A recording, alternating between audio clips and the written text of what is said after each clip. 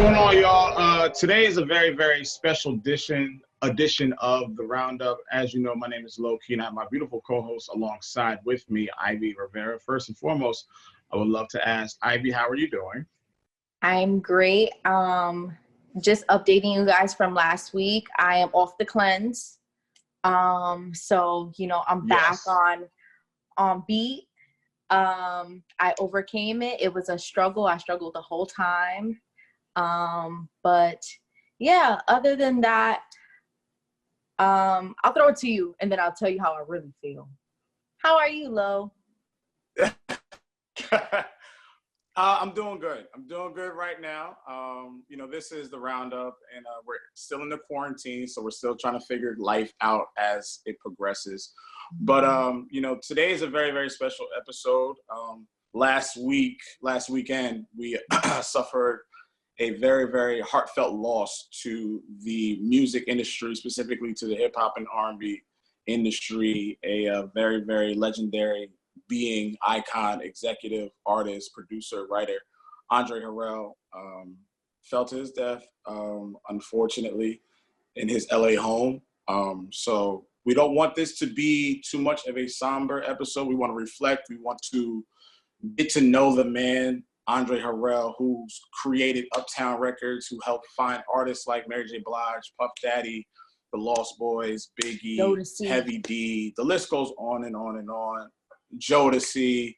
And we're going to talk to a lot of people who were close to him, who worked in his proximity, who worked for him, with him, alongside him. And of course, he was the vice chairman of this loved conglomerate, Revolt TV. So it's only right that we pay our homage, our respect, and we remember the good things that he brought to this industry. We remember the good things that he brought to us as a culture, our life, our just musical palette, everything that we remember. We're still playing records courtesy of Andre Harrell today. We have a playlist that we're going to put out at the end of the episode called The Andre Harrell Effect, where we have every artist that he's been a part of, his lineage, the backbone, Arista Records, Uptown Records, helped Puffy with Bad Boy Records. He was an executive producer for New York Undercover, that beautiful show on Fox. Helped alongside with In Living Color, helped with the movie Strictly Business. There's so many things that Andre had his hands in, so we cannot pay homage on this. We cannot not pay homage on this network without giving Andre Harrell his proper respect. And Ivy, because, you're a little bit younger than me, but I know you're affected by the music and everything that he's done. Can you give me some of your favorite things or artists that Andre has brought to the game? The whole roster that you listed has been a big part of my childhood. So, yeah. He was a huge part of the influence of me falling in love with the genre hip hop and R&B. I actually met Andre last year at the Revolt Music Conference. Okay. And one thing that I learned about him, just doing my homework in recent days, is that he's a Libra. Okay. And I'm a Libra. Right. So I say that to say that I'm very big on aura. And if you've been around Andre, that is something that he has 1,000%. That is a dominating energy right there. Mm-hmm. And we had a brief but inspiring conversation, and just learning of his death this past week, and it really hit me, because I'm like, damn, not only is he gone from a lot of the people who he has really helped build and mentored and been a aura around, you know what I'm saying? I think of people like Diddy, and I'm automatically just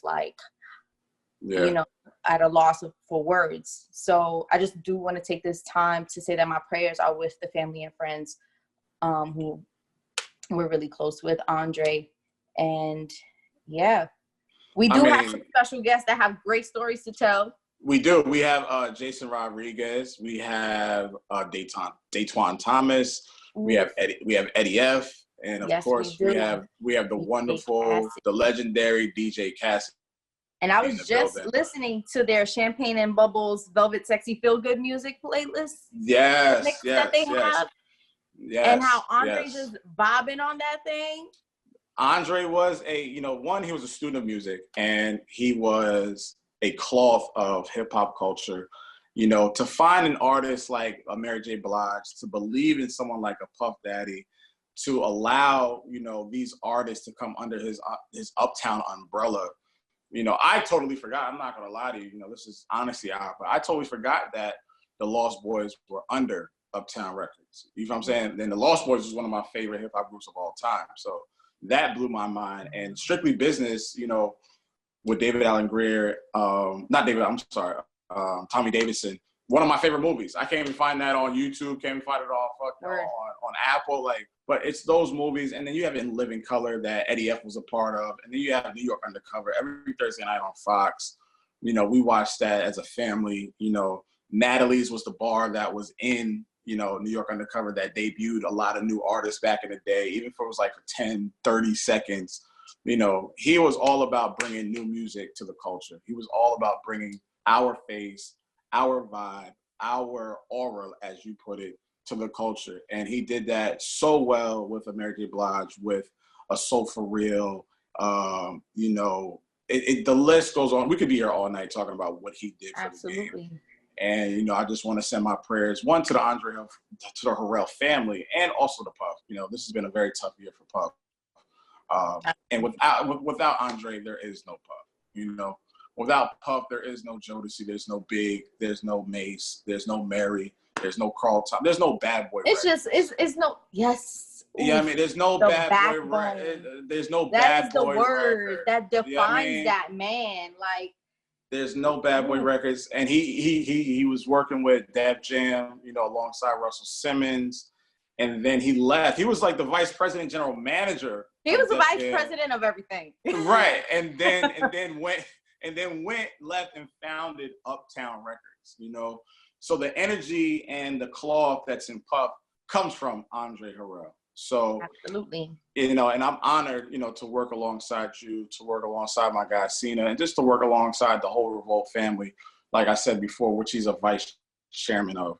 And this does look up his alley. This is his alley of revolting against the culture and putting the culture in a standalone to work, against the wheel, work against the current. You know what I mean? He did that with Uptown, and he did that, with Puff, with Bad Boy. But, this episode, no new music this weekend or this week, no new artists. It's just Andre Harrell and the guys, the people that worked alongside him and paid, so much homage. So we have to pay homage, and, we're going to sprinkle in some, nice, cool facts, and maybe play some music that we love from Andre. I got a heavy D selection, and I believe you have a Mary J. Blige selection. I got me some. Okay, all right. Okay. But I want to take this opportunity to bring in a special guest who was a very close friend of Andre, and he was also, one of the first editorial directors of Revolt back in 2014. So that's where he and Andre really got the opportunity to become close, and he's here to share some stories. Ladies and gentlemen, the vet himself, Jayson Rodriguez. Datwon is also in the building. We got Datwon here, Oh my Datwon. God. What's good, people? Listen, man, Datwon, Jayson Rodriguez in the building right now. We're sharing some stories. Oh, it's your birthday? Happy birthday, brother. Wow, Thank you. Thank you. The TV with Andre. That's crazy, yeah, man. Oh, man. What a setup. I'm a producer. I like There that. you go. I like that, Jayson. We could be here all day running down y'all resume. We're talking XXL. We're talking King Magazine. We're talking Vibe. Jayson has written for everybody, MTV. Datwon has reinvented and kept the culture fresh, the editorial culture fresh, the journalism culture fresh. Both of you have, but you guys have both worked alongside Andre in a very close proximity. Jayson, I would like to start with you because, your work with Revolt. Give me some great memories about, matter of fact, not even great memories. What's one thing that Andre has told you that you still carry with you today? Yeah, you know, it's funny. I've been thinking about that a lot lately, and it ties into this article that's kind of been floating in the wind since he passed. So, you know, when he was at the height of his powers, Uptown Records transforming to Uptown Entertainment, Vanity Fair did this profile on him. And, you know, it was like 1993. He was like 32 years old, and he goes to this party. And, you know, it's basically, it wasn't enough flavor, he said, right? Which is a very like Andre thing. He wanted, you know, he wanted more black folks there, and he kind of invited like the A-list Black Hollywood elite to this party. Right. It was a party thrown by these agents that were courting him. And so in the article, Russell shows up, and Russell's like, yo, you know, the party ended up being for the agent, not for you, because you knew everybody. And in the article, Andre has this quote where he says, I have this theory, it's better to give power than to receive. And, you know, I just found it so remarkable because that was him at 32. And, you know, I met him in life when he was like 53, 54. And just that consistency in his character, that's who he was still.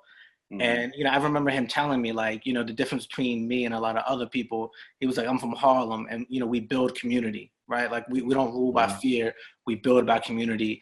And, you know, I that always just stuck with me because he was so generous, right? He was so generous with his time, his laughs, his wisdom.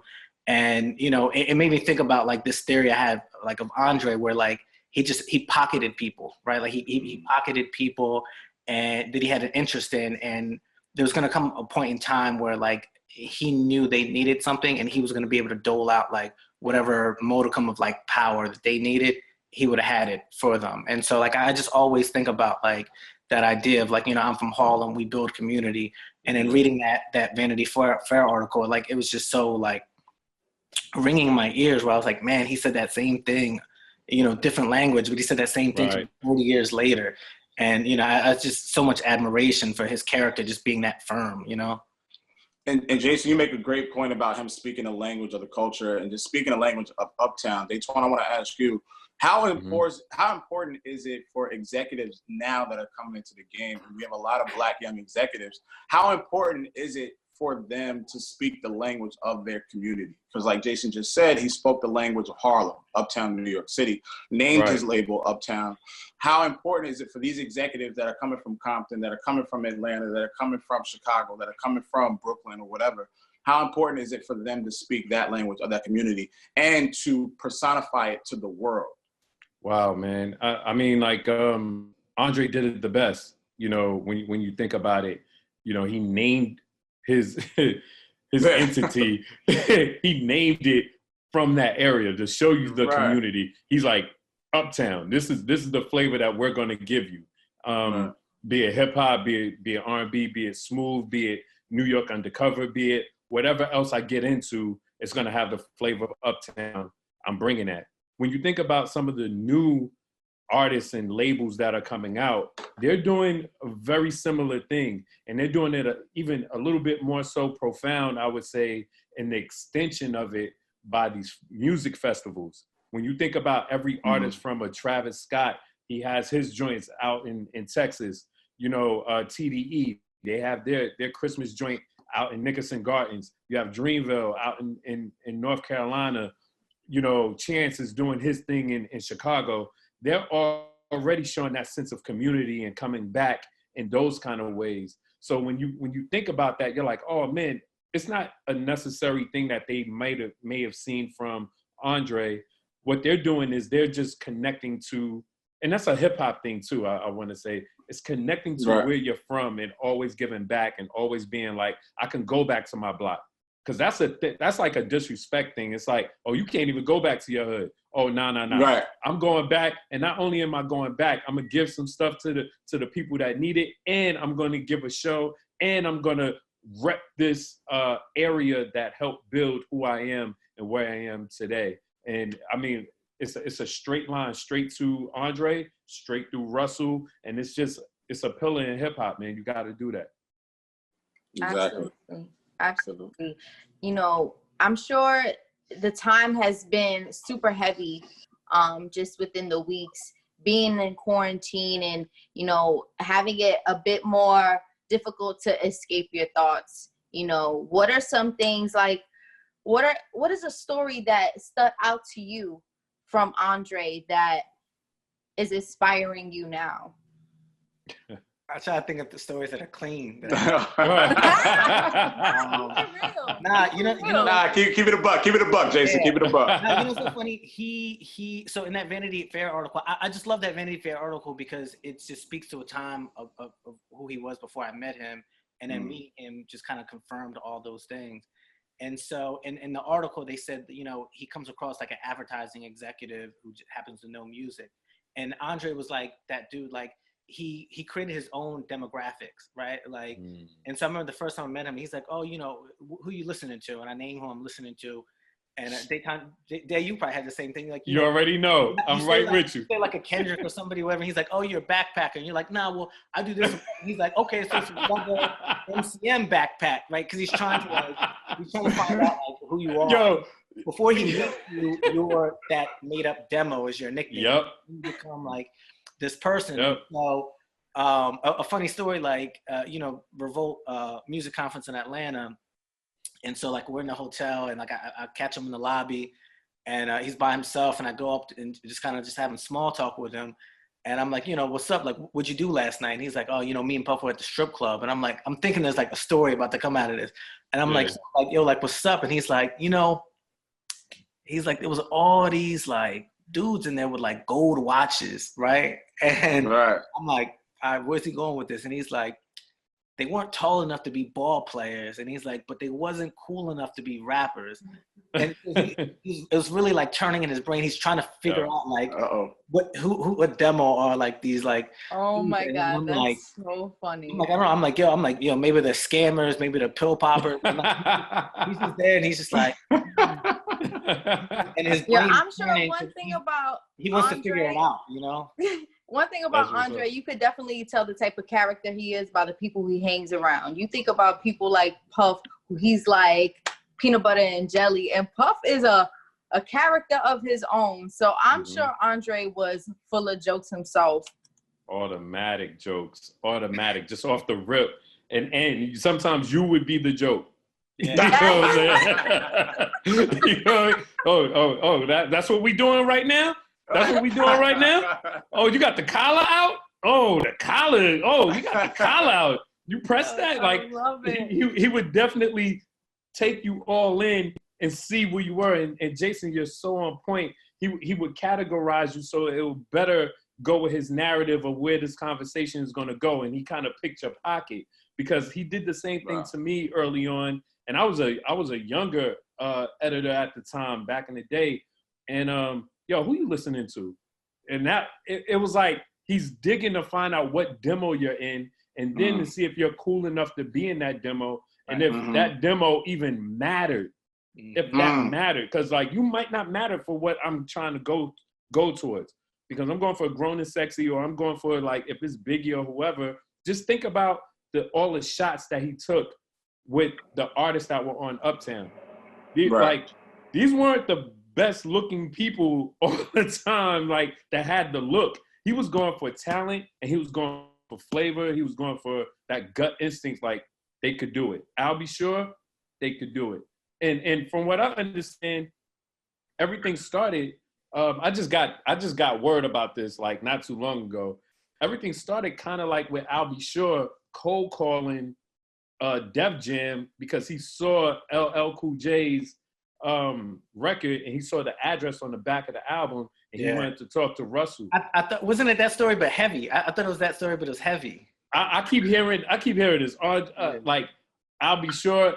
The other thing is like Heavy brought, you know, Puff through, and then I'm like, dag man, it's like so many people want to be part of this lineage to be able to say we were the ones that helped make this huge ass brand. You know what I'm saying? Yeah.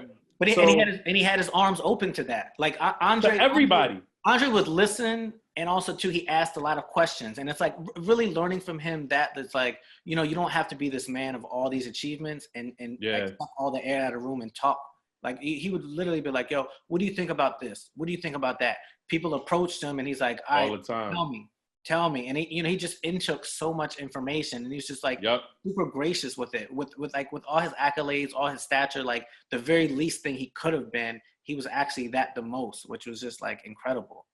And Datwon, you know, you were talking about the artists, you were talking about Albie, you were talking about Heavy, you were talking about all these guys, and he had a roster full of, you know, talented New York artists. You know, we're talking about, you know, Lost Boys, we talking about McGruff, we talking about Little Sean, we talking about, and these are guys, Father MC, you know, Christopher Williams.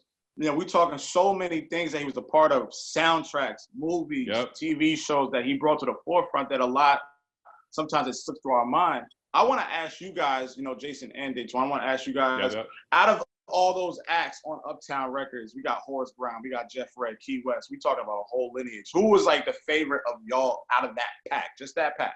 You know what I mean? Because there was a lot of New Jack Swing. There was a hip hop and R&B soul, you know, then Puff ushered in, you know, the shiny suit with the hip hop. Like, who are y'all, like, who out of everybody? You know, I personally, you know, I'm going with Guy. You know, we got Guy. 1,000% Guy. Like I come from family. I have 3 older brothers. I was the youngest by far, and they would always like tell me like, Guy. There's gonna come to a point in your life where you're gonna play this Guy album, and then you know, like I aged myself. Like they had the long box player CDs. The long joints with the handle. In the Uptown logo, Guy, playing it at the time, being like, I don't know what this is. This is too old for me. Right. Or too mature for me. You know, at the time I say it's too old for me, but it's too mature. And you know, just like listening to it and growing with it and just learning to love it. And then, you know, meeting Andre and kind of hearing the backstories. You know, for me, it just ties together professionally, personally. Like, it's just, that Guy's just incredible. Datwon, what about you? Man. It's really hard, man, because I remember it forming as a kid and all that. But I do have this one particular moment where I'm from Brooklyn, and it was all of my cousins. We used to go to Manhattan every once in a while. We'll jump on the train, all of us as kids and stuff, go uptown or go into the city to try to break dance and stuff to get money. You know, Circle Line on the West Side and all that. And I remember we watched Video Music Box one time, and they had the Uptown Kicking It video. It was just coming out. That song was just coming out. And I remember all of us, these are a bunch of Brooklyn kids. It's like a dozen of us on the train singing, going uptown, up, never down, going up. And we was singing this at the top of our lungs like all day. You know, that was like our mantra for the whole day. And we from Brooklyn, and that was like not the move to do. But the song was so dope that we all felt the melody and everything. And it was something about Andre busting through those doors in the video. And he was like, yo, we getting money. I was like, what? That mentality to be like, yo, I got a whole crew behind me that I'm about to put on y'all in this business meeting. The whole video is in one little conference room. And he's like, yo, I'm getting money. We're about to go show y'all this talent and go get this paper. And this is in the 80s, man. Like, you gotta love that, bro. I love it. Listen, man, we don't want to hold y'all too long. We love the memories. We could be here all night talking about Andre. Wait, got to the game. I have to ask Jayson a real question, because this has been breaking my brain for like ever. Was it you that introduced me to Andre? Yeah, that same that same time where I was sitting at that at the dinner, the strip club. No, but it happened before the dinner. So like the day before, he's talking about the strip club or whatever, and you know, to Andre's like credit, like he finds interest in people and he collects people and he trusts people, and so you know, I'm sitting there talking with him, and he's like, you know, like, what's your thought? Who's new on the scene? And I brought you up, and he's like, I should pay attention. And I'm like, yeah. He's like, tell me about her.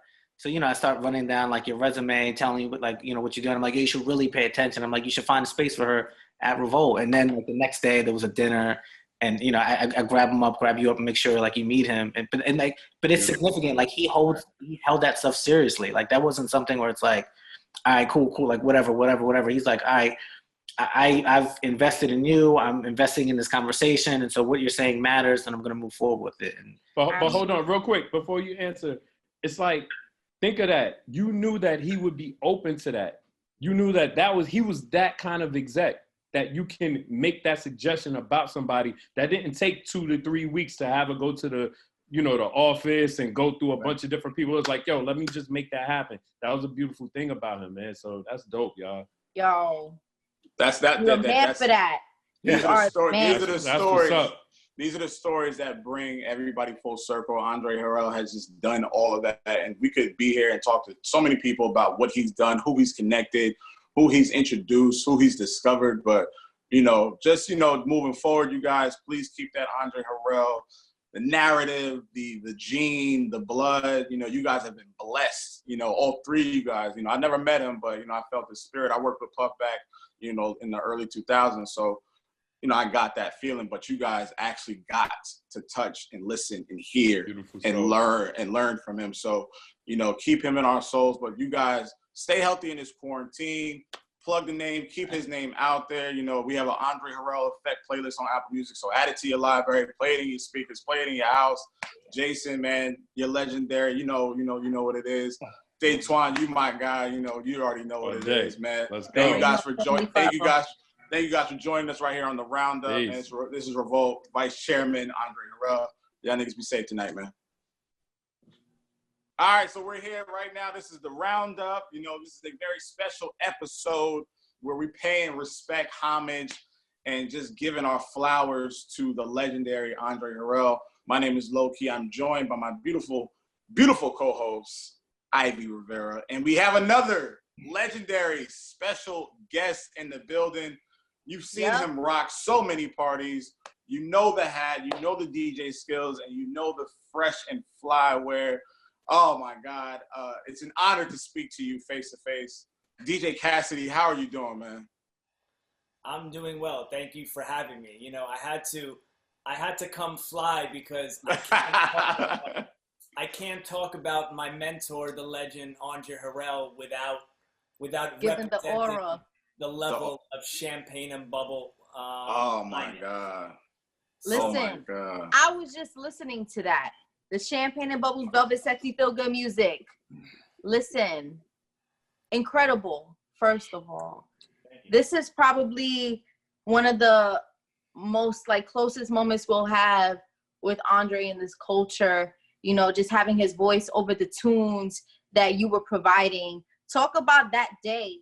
You know, let's bring it back a little bit and celebrate, you know, what you guys have created, even though it was volume 1 of many things to come. What was the energy like in that room? So Andre and I recorded Champagne and Bubbles volume 1 about 15 years ago. Wow. I was still in college, and I was in my low 20s, and I had no business doing this mix with Andre Harrell. Right. I had been DJing parties for Puffy for a few years. Yeah. And that's how I met Andre. And then Andre's cousin, O'Neal McKnight, yes, became a very close friend of mine at that time, and to this day is my best friend on earth, my brother from another mother. Right. And through Puffy and O'Neal, I grew very close with Andre, and he wanted to do this mix for this new brand that he had, and the brand was called Champagne and Bubbles. And the brand was everything. It was the lifestyle. It was the brand, Mr. Champagne and Bubbles. And we wanted to make it the most feel-good songs of the 70s and 80s, classic soul, R&B, disco, funk records. And one thing that Andre always stressed was he wanted the songs to be warm. The music had to feel warm, and the voices had to feel warm. And any song that didn't have 100% warmth was taken out. And, you know, he and I would argue for hours, for nights and nights and nights about what songs to include in this mix. And when I was thinking back the other day, when I was writing my post on Instagram, you know, there was so much to say. And I don't think I said, you know, a fraction of what I wanted to say in that post, but I tried. And one thing I said was, I never understood every night when I went home why he entertained me, why he even listened to my ideas. I was so not worthy. And I was about to, and I mean not to cut you off. I was going to ask you, what was it that you thought that Andre was so attracted to you and your art? Like, what was it you think that he picked off about you? I wouldn't dare attempt to answer that because I still don't know. And I was much less accomplished as a DJ then. So now I could throw in some things I've done. Yeah. Like, I don't know. But then, I had rocked a few hot parties. I was the new kid on the block to everyone in the scene. Right. And I'd go home every night and I would literally say to myself, why is this man entertaining my ideas?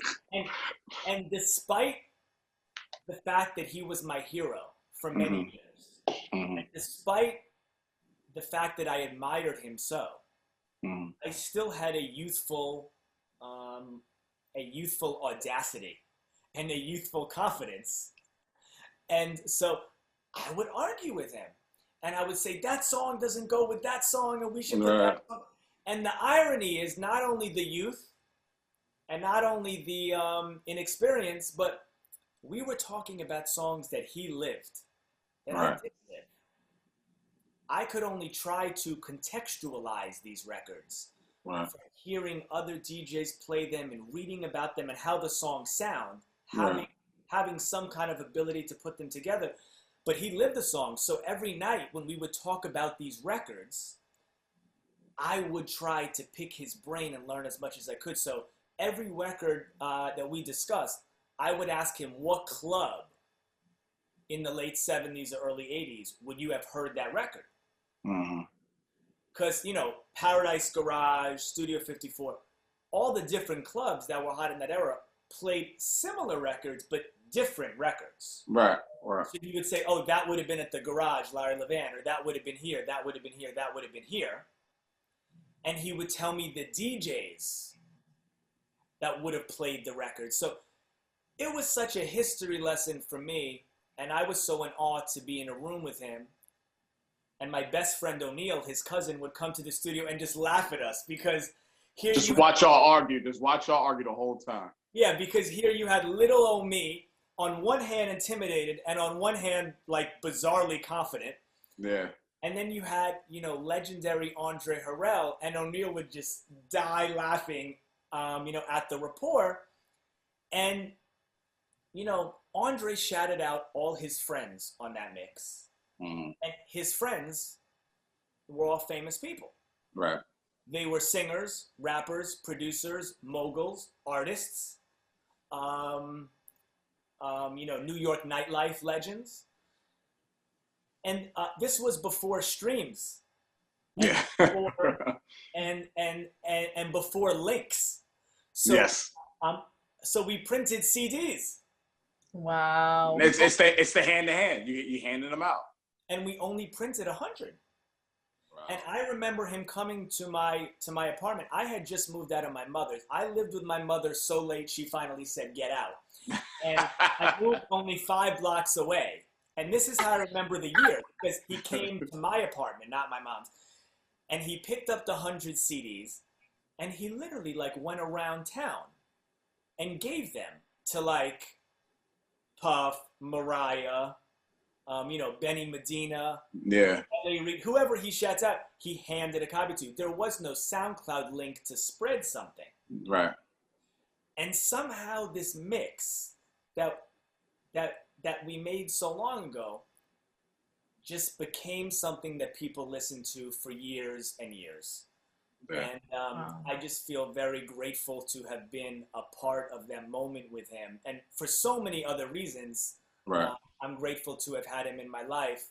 But you asked about the mix, and somehow that mix became special to people. And what's most special to me about it, aside from the memory of how we made it, is that when you put that on, in the first 5 seconds, you hear the joy of Andre Harrell. If you never met him, if you're unfamiliar with his past in music, if you're unfamiliar with how he affected culture, if you're unfamiliar with New Jack Swing and hip hop soul, if you've never heard of it, and you hit play on Champagne and Bubbles, you instantaneously can hear the spirit and soul of Andre Harrell. And you can instantly hear the magic of his voice and his persona. And that's the beauty of that mix. Absolutely. You know, you literally just based off of what you've done with Andre and Puff, just alone, we'll be here for another 2 hours. And obviously, you know, Puff, you know, found you at Lotus, you know, written your phone number on a fucking napkin, and then that relationship happens. Before we let you go, Puff finds you, brings you to Andre. What's the first conversation like between you and Andre? Before Champagne and Bubbles, before everything really starts to transpire. He's looking at you as this kid from New York, like, who the fuck is this guy? Like, Puff, what are you getting me into? What is that first conversation like? Is the banter positive? Is he ragging on you? Is like, what is he saying to you? So I'm gonna be honest with you. Although I remember the mixtape experience word for word, night for night. You don't remember? You don't remember the first time? I don't recall our first conversation, but if it's okay with you, I'd like to tell you two memories that somehow pertain to that. Perfect. When I was in high school, I worked for Tommy Hilfiger. I was an intern. Okay. And this is when Tommy Hilfiger was the center of, hip hop, hip hop style. Yeah. And so every rapper would come into the office, and that would be exciting for a young kid. And at night, Andy Hilfiger, Tommy's brother, would go to all the parties in New York, all the events that were going on. And one night, he took me to Tavern on the Green in New York City in Central Park to an Andre Harrell white party. Now, you know, white and cream, you know, that's why I wore this. I just wanted to channel Andre, you know what I mean? I couldn't look like whatever. Right. And I went to Tavern on the Green as a teenager, and I watched Andre and, you know, Russell and Puffy, and just like the scene of the world. It was the cultural epicenter of New York City hip hop R&B flyness. And I just kind of stood against the wall, and I remember watching Andre just be the center and the life and the big smile, you know, and I knew all about Andre, and he was on the mic, and Kid Capri was rocking it, you know, and Kid Capri is my hero to this day. And Kid Capri was rocking it, and Andre went and got the mic, and I so wanted to do that, and I said, one day I'm gonna rock these parties. So 5 years later, I started rocking Puffy parties, and Puffy would always be on the mic, and Dougie Fresh would be on the mic some nights, Frank Jugga, who recently passed as well. Rest in peace, Frank. Hero of mine. He was on the mic many nights, but there wasn't a night that Andre didn't grab the mic. And when Andre took the mic, and you don't stop and you won't, it took on a different level of New York City, uptown, fabulousness. Yeah. And the first few Puff parties I did, I don't think Andre said my name. He might not have known it. You know what I mean? So just because Puff's going, DJ Cassidy, you know, it's loud. So, you know, it wasn't like, hi, I'm Cassidy, nice to meet you. Like, these parties. Right. And I don't know that he yet knew my name. He certainly didn't say it. And I remember waiting for him to say it. Like, each night he didn't, I would wait for the next one. I'd be like, oh, I hope he says my name tonight. And I remember at Lot 61, which was a club in New York, I think it was a Sean John fashion show party or a Grammy party. It's one or the other, because I think Puffy had two at Lot 61. It was one or the other. And I can picture where Dre was standing. And he said, DJ Cassidy. And just when he said it, like, my heart dropped. Like, he said it. So I don't remember the first conversation, but I remember the first time he said my name on the mic. And that feeling never died. Yeah. It never died. Even at Puffy's 50th birthday, which I DJ'd, it was me, D-Nice, Kenny Burns, Dougie Fresh. Anytime Andre said my name, to this day, I felt that same feeling that I felt that day. Like this cultural giant who I looked up to since I was a little kid said my name on the mic, and that feeling never died. That's fucking insane. Like I can't imagine what that feels like, and you just being at the epicenter of that movement and having Andre come to your house and take the CDs, and you arguing with him about records that he shouldn't put on a mix. Like that's lineage. That's just like that's I don't know what to call it, but that's something. You are blessed. Blessed. That's what it is. And you are legend, blessed to live to tell these stories because it has touched and inspired me. Like, you're a great storyteller, by the way. Yeah. I don't know if you know that. Thank you. And Cassidy, I've been to plenty of your parties. We've met just passing by or anything. And I just want to say this, just face to face. Like, you're one of the best DJs I've ever heard in my fucking life. Thank you. Your aura, what you do, how you do it, when you do it, who you do it with, and who you do it for. It's all praise to Andre Harrell, obviously, but your flowers are given to you right now because you just keep the same look, the same vibe. You don't switch up. You do your thing, man. And I'm proud to have you right here on the roundup alongside Ivy Bud. And thank you for speaking to us in depth about what Andre meant to you and just speaking about the stories that we may never even hear. We may never even catch them, but thank you for even doing that, and thank you for even just giving us the look, the fabulousness, thank you for that. I refuse to say that man's name if I don't look like he would have wanted me to look, Right. And, I'm very grateful for your kind words. I appreciate that, but really, I learned so much from Russell, Puffy, and Andre. They each had their own blueprint. The baton was passed from one to the other to the other. Yeah. And Andre was a spirit that was unmatched. I've never come into contact with a spirit like his. His smile lit up the room, and his heart warmed the air. And I'm happy to have had him in my life. Happy to have met him through Puffy. Happy that my relationship with my best friend O'Neal allowed me to grow,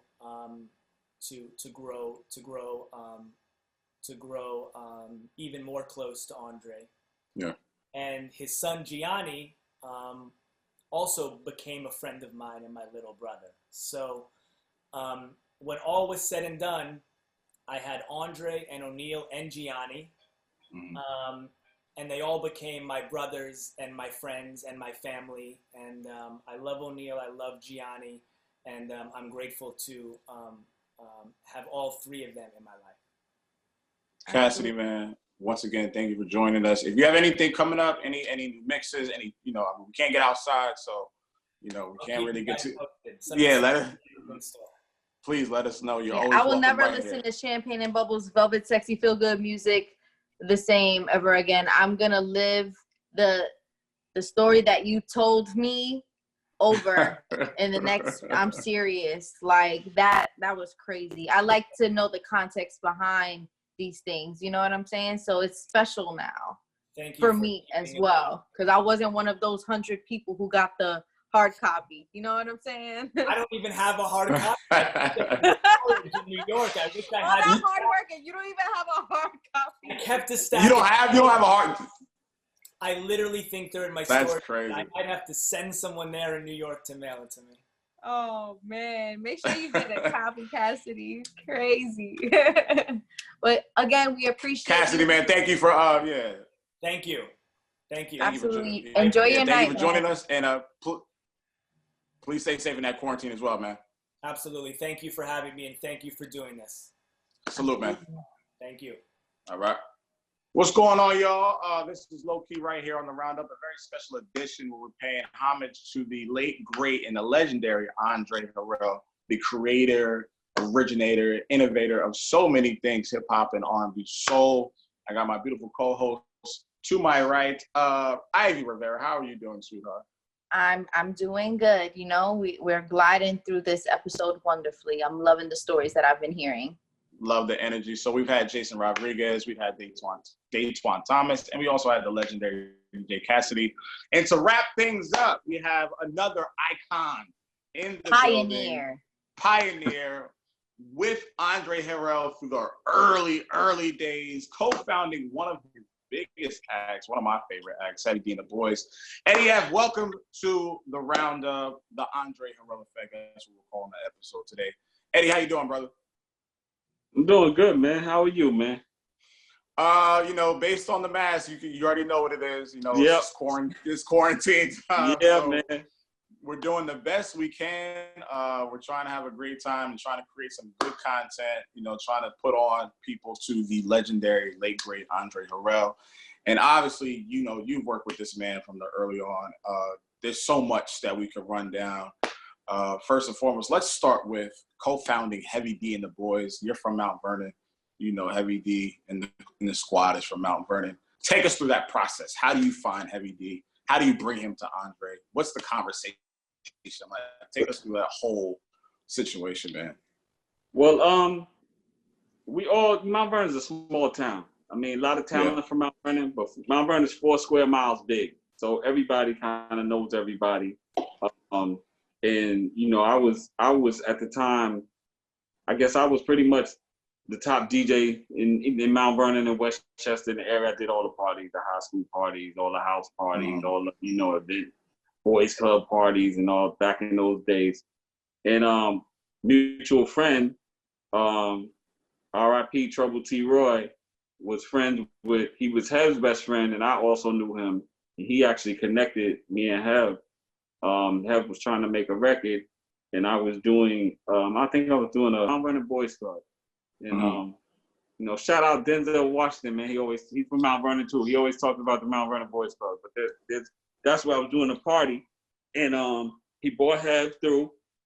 And, you know, he said, you know, this my man Hev, he's trying to make a record. And I knew of Hev, but I didn't know him. We weren't like hanging out every day like that. And we connected, and it's like we instantly just clicked. We became like, it was like we had been, you know, lifetime friends. And we went on to make some demos, things like that. And at the time, it was actually myself, Heavy, I'll Be Sure, and my other partner, Novell. We were all, you know, everybody had a role. Al was rapping actually at the time, but he had the 4-track machine. Novell played the keyboards, and he had a keyboard. You know, I had the DJ equipment, all the records, drum machine. Hev was the rapper. And what happened, I used to read the records. Back then, that's when you had records that had the credits on the record. So all the biggest groups were with this one company. And they all were with Rush Management. Everybody. At the time, it was Houdini, Curtis Blow, Run DMC, LL Cool J. They all were with this one company. And so I read the records. I said, we should try and, you know, see if we could, you know, go there and like maybe get a deal. You know, we were too young and crazy and stupid to know that you couldn't just walk into a office and say, can I have a meeting with Russell Simmons? Right. So that's what we did. We drove down there, went to the office, and basically, you know, went to the reception and said, hey, we here, you know, we want to see if we could meet with Russell Simmons. And at the time, Andre was the vice president of marketing at Rush. So I think he was coming to the front to tell, you know, the receptionist something.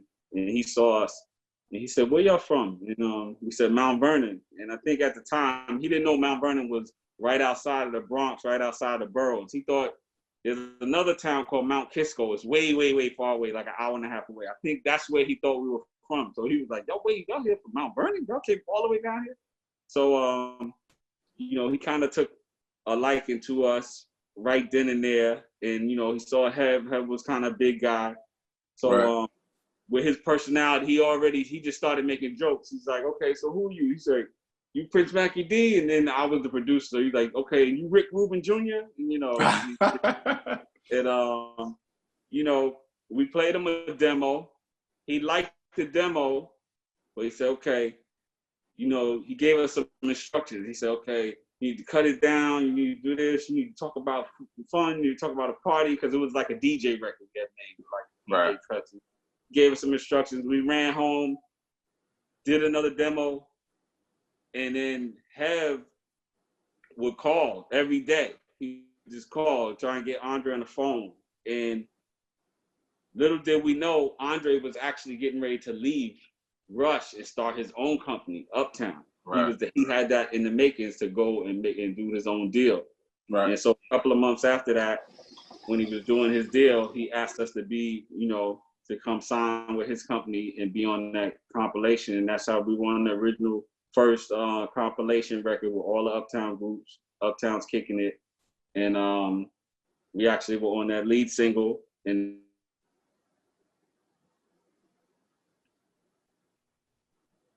I think we lost him. At the time, I was Eddie. And Dre was always a fan of Dougie Fresh and the Get Fresh crew. So he wanted, I think he wanted our name to be Heavy D and the Come Off Crew or something like that. And I remember Heavy was like, nah, man, that's whack, man. We not. And one of our homeboys was at the studio, and I think a day or two later, he was like, man, you guys should be Heavy D and the Boys, and spell the Boys with the Z, and that's how we ended up being Heavy D and the Boys. That's crazy, man. Like I'm sure you have thousands and thousands and thousands of stories. And man.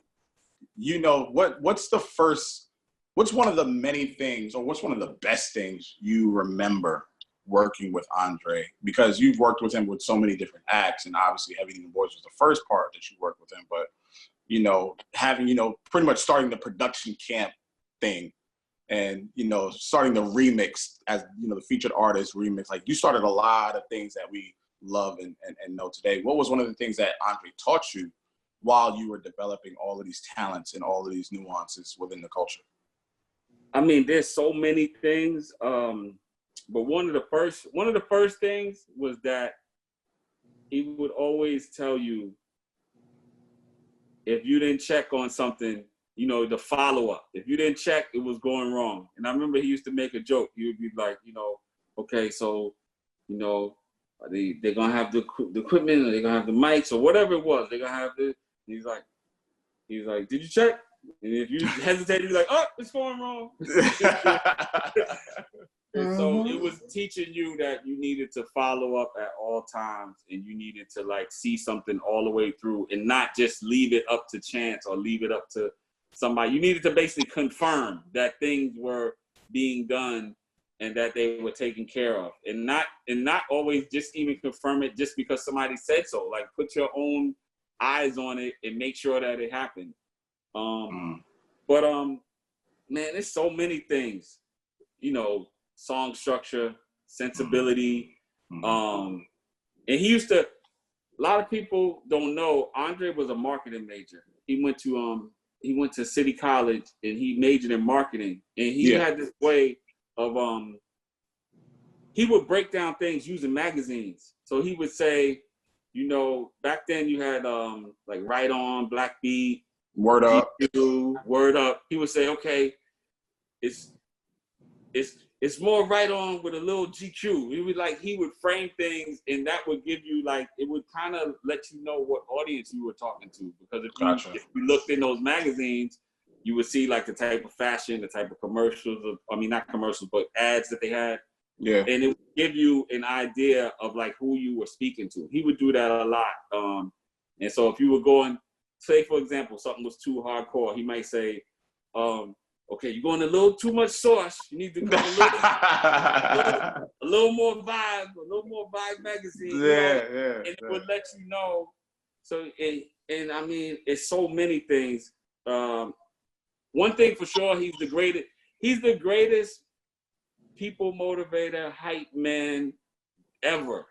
And that's where Puff get it from. Yes, and nobody, even as hype as Puff is, nobody have more motivational hype skills than Andre, to the point where even to this day, whenever I go to buy something or do something and there's a salesman and they're trying to sell me something, I'm like, in my mind, I'm like, yo, you already lost. I was raised by the greatest salesman ever. You can't sell like how would Andre sell it to me? Yeah, it's like Andre, it's not working. Exactly. And so, and he was a strategist, and he would just know what to do, you know, and he would just give you so much cultural information, and he would know how to explain things on a corporate level especially to quote unquote the white corporate structure in a way that they understood without watering down or changing what you were doing. And he was very good at doing that. He was very good at translating things and making it accessible to places that it wouldn't normally be. Yeah, and I'm sure you know that you can relate to that as well, because of how people have to speak our language when we do these influencer programs, when we host and whatever. So Ivy, I know you know a lot about making sure our language is spoken to us so we can articulate it back to our crowd. Mm-hmm. Absolutely. Absolutely.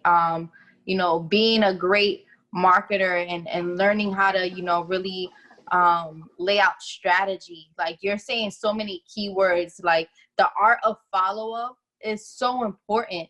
So the fact that that's one of the first things that you mentioned, I was like, oh, you got it. You know what I'm saying? Not that I've ever doubted, but that's a real thing that people lack. Like follow-up games, it's a real make or break.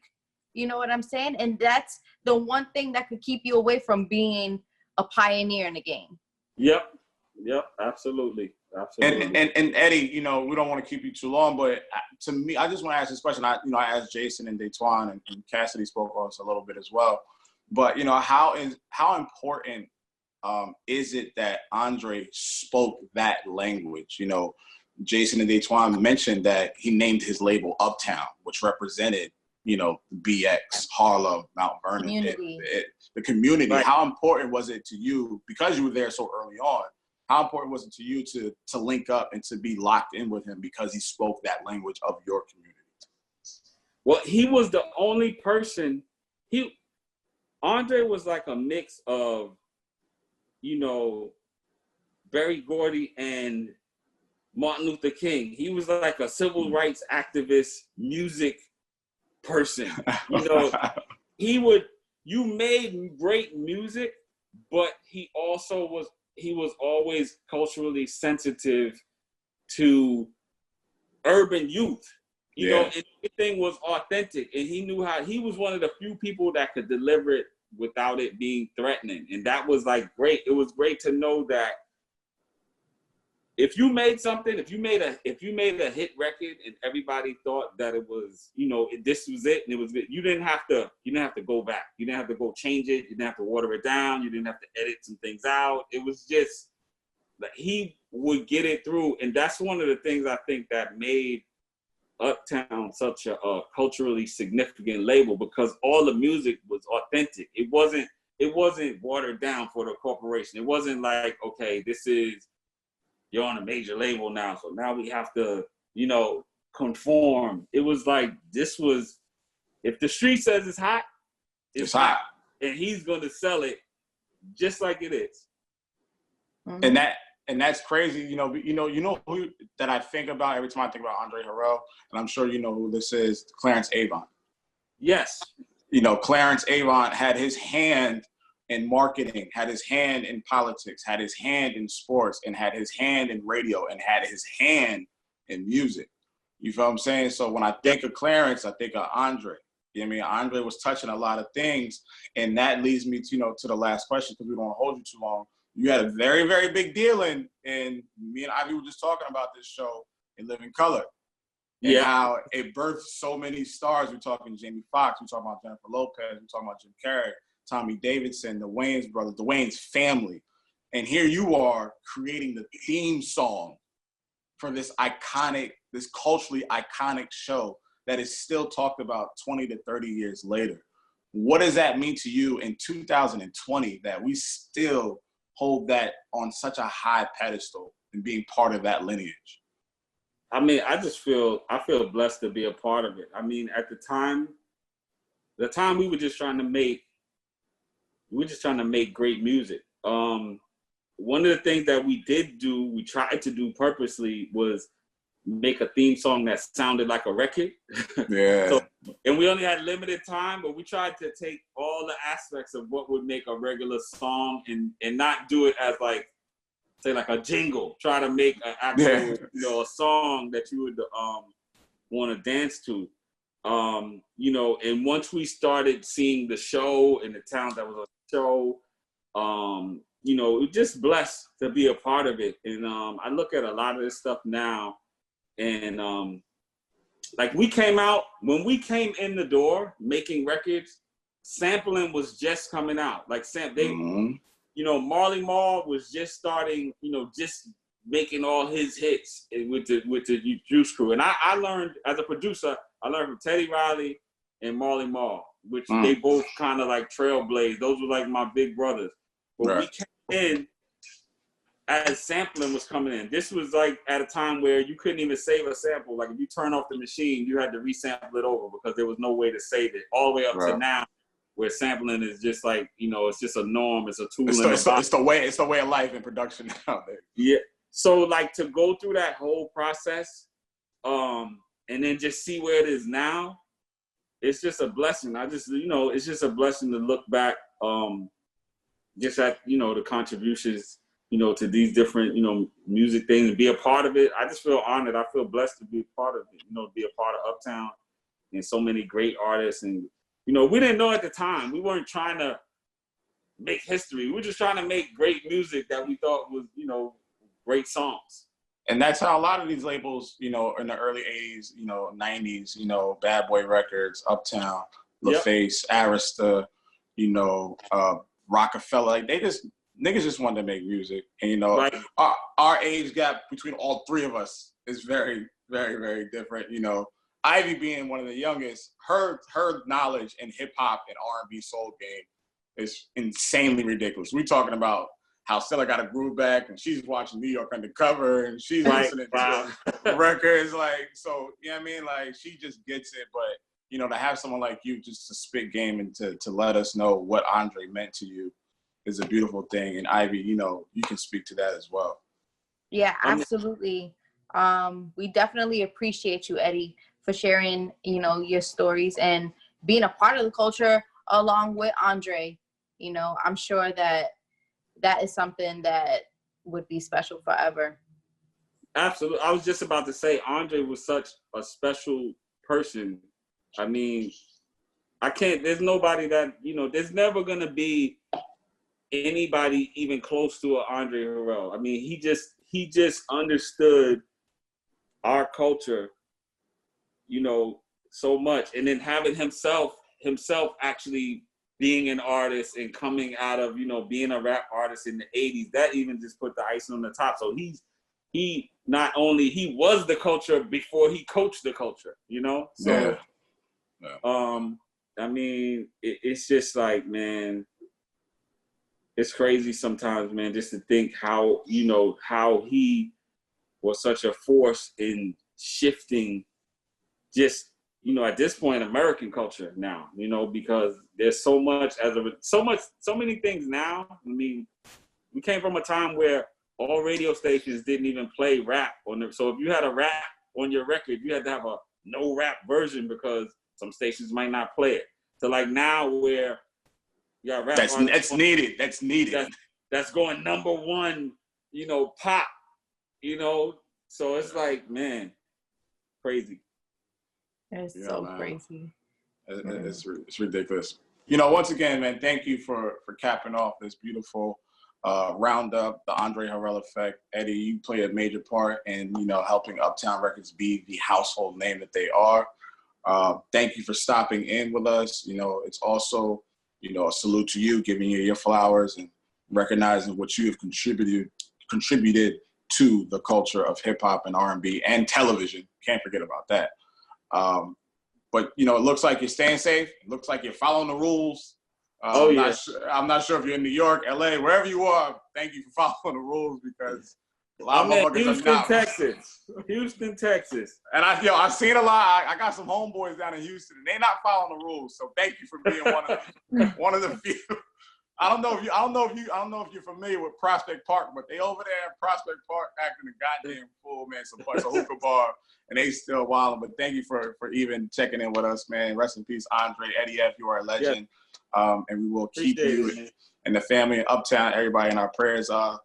Thank you, brother. You know, thank you for joining us. Thank you. I appreciate it. Thank you, my man Eddie. Be good, bro. All right. Bye. Lowkey right here with Ivy Rivera. This is the Andre Harrell Effect episode of the Roundup. Paying homage, salute.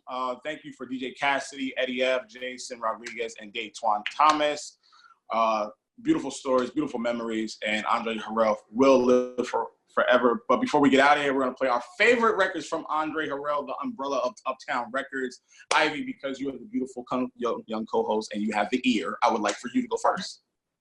Absolutely. Before I get into my pick, I just want to make mention that the theme in a lot of these conversations was aura. Aura. What you set off. You set it off because that aura. That energy never lies. Never lies, baby. Never lies.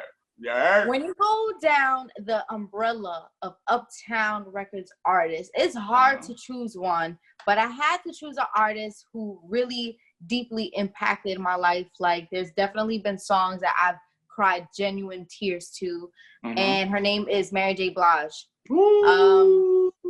And I chose this song not only because it feels good to me, but it's just a distinctive part in the culture. And I think that Andre would appreciate the groove behind this record.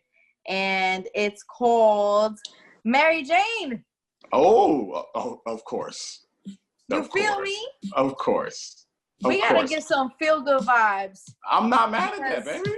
Come on. Hey. Get it. Oh, come on, Lo, stop playing. I'm not playing it. You said I'm not playing. I'm not playing, Ivy. Oh, man. The build-up to this song is serious. That's what records were about back in the day. Build-ups, intro. Man. I love me some Mary.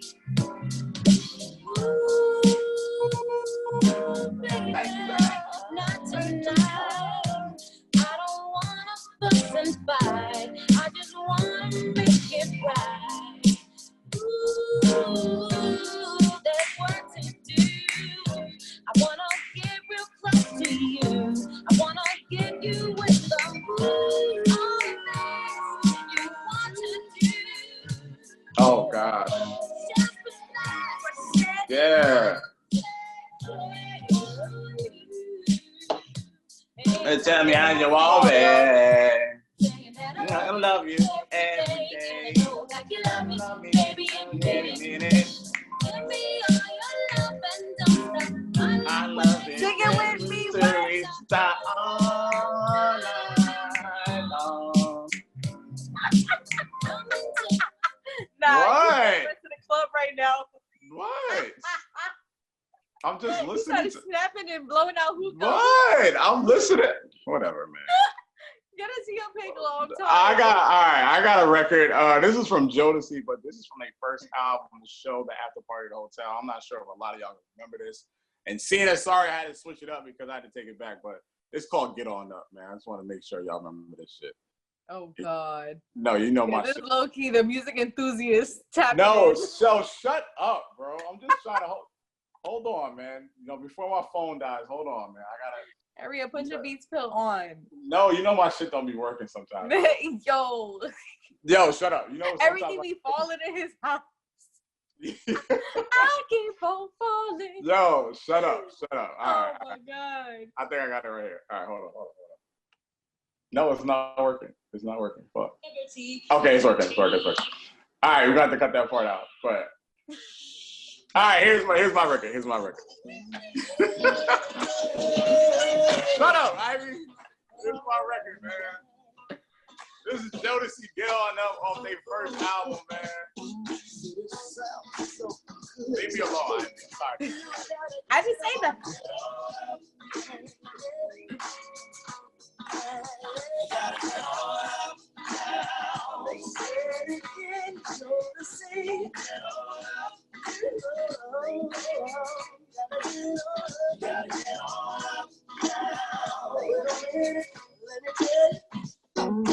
Everybody press somebody, turn my stuff into a party. Now say it away, ladies come to show man. There's no need to be afraid. Friday night, let's all get paid. Positive is the answer to it. Negative is not the more. No, gotta get over. Look at those. Stop. You was jamming so I hard. love this. Yo. You wasn't even making eye contact with me. You was in your party. I love this song. You Whatever, like, man. Yo, you're not gonna shame me because I like this Jodeci. your Whatever. Bob was leaving the screen, boy. No, whatever, bro. All right, man. Oh, it's not about my man. bop. Whatever. Today was about paying homage to the late great Andre Harrell. We call this the Andre Harrell Effect episode. Right here on the Roundup. We usually do new music, but today we interviewed, Datwon Thomas, Jayson Rodriguez, Eddie F, and the legendary DJ Cassidy. Shared so many stories, so many memories, so many anecdotes about why Andre Harrell who he was and what they added to their life and their legacy. And obviously, this man will continue to live on, will continue to inspire, will continue to levitate the culture, how we look at the culture, how we talk about the culture, and how we feel about our culture. And hopefully the rest of the world will feel the same. But if they don't, fuck them, because this is what we do, and this is what Black music is about. So one time for Andre Harrell, one time for the Harrell family, obviously one time for the Revolt family. Salute to Puff as well. I know he's going through it, but we're here to give the good vibes. We're here to keep the memories going. And I'm glad that I can share this with you. We're here to support. I'm very, very glad I get to share this experience, this moment in time with my beautiful co-host who's ahead of her years, obviously listening to Kaya. Oh, God. And watching Stella. Hold on. I just want to say, before he starts going off on a tangent, I remember when Revolt first launched. There it and is. They were looking for hosts, and you had to do like this Instagram contest. Yeah. I was so thirsty. I definitely did that. Or did I? I don't know did it too. if I didn't. But I was so excited, to have this network just be developed by people that I've, aspired to be like. Right. And to now presently work with these people, know these people, and they know my name and they know my face, man. It's full circle. It means the world. And I'm forever thankful for my Revolt family. Love. And, like I said, this is Revolt TV. This is the Roundup this week. No new music, just new memories and newfound love for what Andre Harrell has done to the culture of music, not just hip hop, not just R&B, music in general, and TV and film. So we hope someone else is coming up right behind him to do the same, plus more. But this is the Andre Harrell Effect right here on the Roundup. And Ivy, it's always a great time to share these experiences with you and to you to add your flavor, your beautiful smile, and your I got to bring the aura. Okay, see, whatever. Ivy, same time, same place, next week. You know what to do. Please stay safe and subscribe, and we'll be here for you guys whenever you need us. Signing off. Not Ivy. really, but bye.